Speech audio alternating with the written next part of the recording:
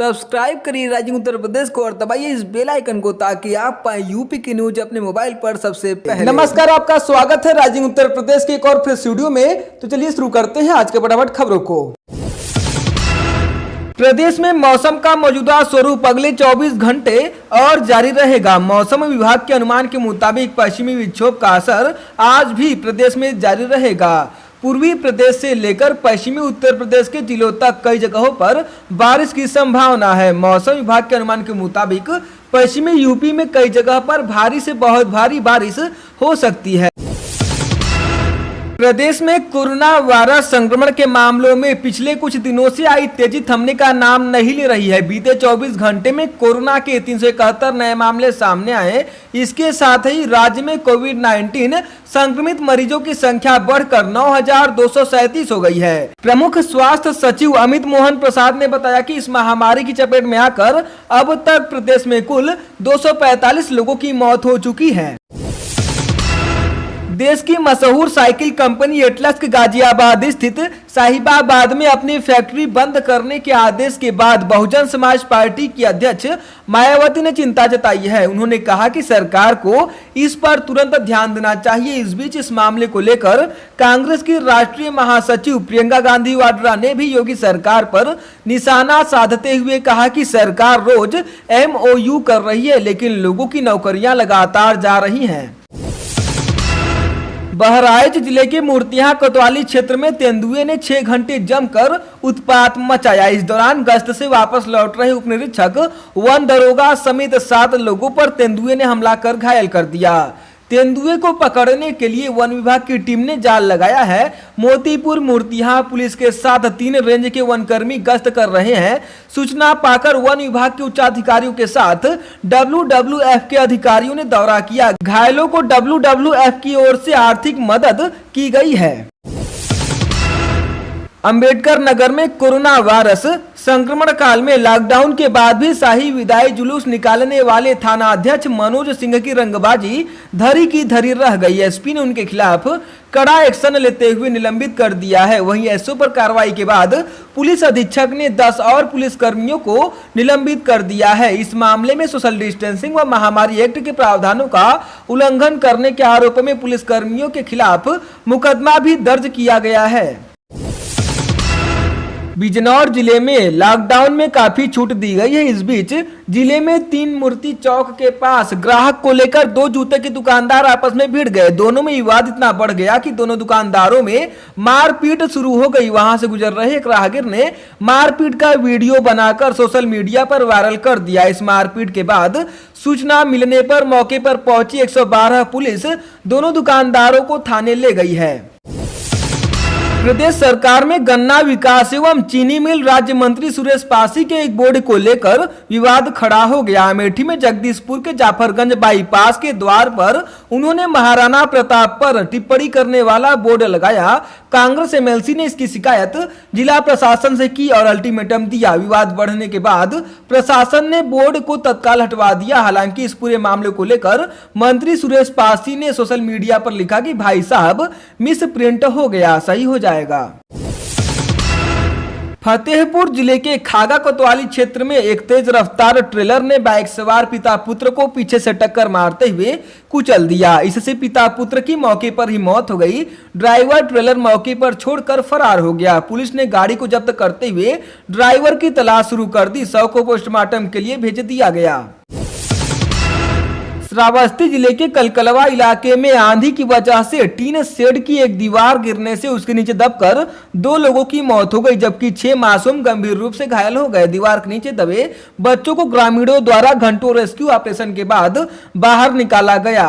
इसके बाद इलाज के लिए सभी को अस्पताल भेज दिया गया। केरल में गर्भवती हथनी की मौत की घटना के बीच उत्तर प्रदेश के सहारनपुर देहरादून हाईवे पर मोहर के जंगल से एक वीडियो वायरल हुआ है। वीडियो में दिख रहा है कि सड़क पर एक विशालकाय अजगर एक हिरन को निगलने की कोशिश कर रहा था। तभी वहां पहुंचे एक युवक ने हिरन को अजगर से छुड़ाकर उसकी जान बचाई। युवक सहारनपुर का रहने वाला है। बताया जा रहा है कि पंकज अपने साथी के साथ सहारनपुर से देहरादून जा रहा था। जैसे वह मोहर के जंगलों में पहुंचे तो सड़क पर एक खौफनाक नजारा देखा। एक अजगर ने हिरन को बुरी तरह से जकड़ कर रखा था।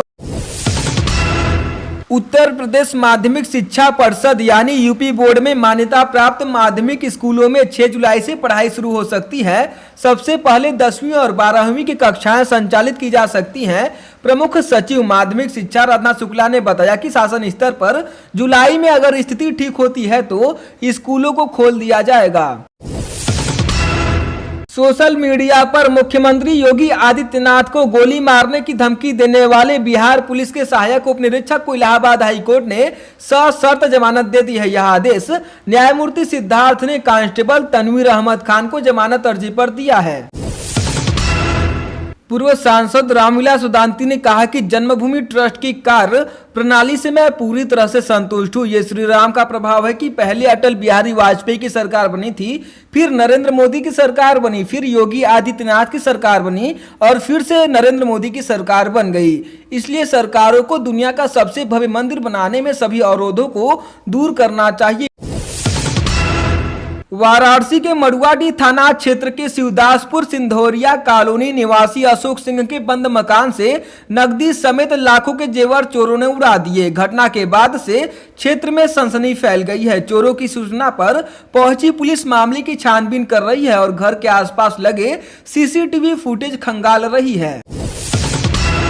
गोरखपुर में नगरीय विद्युत वितरण निगम मोहद्दीपुर में कैशियर द्वारा 43 लाख रुपए गबन किए जाने के बाद पूर्वांचल विद्युत वितरण निगम के एमडी के बालाजी ने सभी जिलों में कैशियर सहायक की आईडी 3 साल में उसके द्वारा किए गए कार्यों की जांच कराने का निर्देश दिया है। इलाहाबाद केंद्रीय विश्वविद्यालय में राजनीति विभाग के प्रोफेसर मोहम्मद शाहिद के खिलाफ गठित कमेटी ने प्रक्रिया तेज कर दी है। चीफ प्रॉक्टर कार्यालय में कमेटी की पहली बैठक हुई। इस दौरान कमेटी ने रजिस्ट्रार प्रोफेसर एनके शुक्ल से प्रोफेसर शाहिद पर लगे आरोपों से जुड़े दस्तावेज मांगे हैं। कमेटी दस्तावेज का अध्ययन करेगी, फिर अगली बैठक में पूछताछ भी कर सकती है। राशन वितरण और महिलाओं की भीड़ जुटाने के मामले में प्रगतिशील समाजवादी पार्टी के प्रदेश अध्यक्ष नितिन समेत 3 लोगों के खिलाफ पुलिस ने मुकदमा दर्ज किया है। प्रसपा नेता पर प्रशासन की अनुमति के बिना महिलाओं की भीड़ जुटाकर राशन बांटने का आरोप है। अलीगढ़ में LIC बिल्डिंग के बाहर हुई 22,48,000 रुपए की लूट का पुलिस ने खुलासा कर दिया है। मुठभेड़ में 2 बदमाश गोली लगने से जख्मी हुए हैं, जबकि उनके 2 साथी भागने में सफल रहे। वहीं मास्टरमाइंड सहित 3 अन्य बदमाश रात भर चले दबिश अभियान में गिरफ्तार हुए। गिरफ्तार 5 बदमाशों से लूटी गई रकम में से 12,41,000 रुपए बरामद हुए हैं। बाकी रकम फरार 2 बदमाश ले उड़े, जिनकी तलाश में टीमें लगातार दबिश दे रही हैं। खास बात यह है कि लूट का शिकार कैशियर ही इस घटना का मास्टरमाइंड निकला। मुख्यमंत्री योगी आदित्यनाथ ने विभिन्न योजनाओं के तहत लोगों के खाते में बड़ी रकम ट्रांसफर की। योगी ने सरकारी आवास पर कोरोना महामारी को देखते हुए वृद्धावस्था पेंशन, निराश्रित महिला पेंशन, दिव्यांग पेंशन, कुष्ठावस्था पेंशन की एक किस्त और प्रधानमंत्री गरीब कल्याण योजना पैकेज के तहत अतिरिक्त राहत के रूप में 46,71,181 लाभार्थियों के खाते में 1,301 करोड़ रुपए ऑनलाइन ट्रांसफर किए। मथुरा के डिग गेट क्षेत्र में सीवर लाइन की खुदाई में कुषाण काल की एक मूर्ति मिली है। पुरातत्व विभाग ने जांच में पाया कि यह मूर्ति करीब 2000 साल पुरानी अग्निदेव की है। जल्द ही पुलिस इस मूर्ति को संग्रहालय प्रशासन को देगी।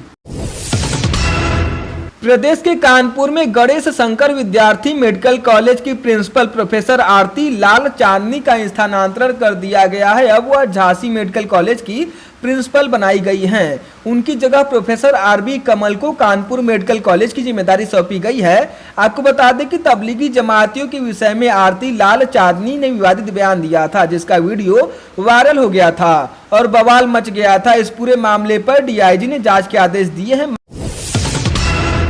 अलीगढ़ जिले में एक बड़ी लापरवाही का मामला सामने आया है, जहां एक गांव में दबंगों ने खेत में मीट फैक्ट्री का मलबा डाल दिया। इसकी वजह से मलबे की बदबू पूरे गांव में फैल गई। बदबू से परेशान होकर पूरा गांव घर छोड़कर खेत में रहने के लिए चला गया। वहीं गांव में जगह जगह फैली बदबू की वजह से लोगों को उल्टियां तक हो रही हैं।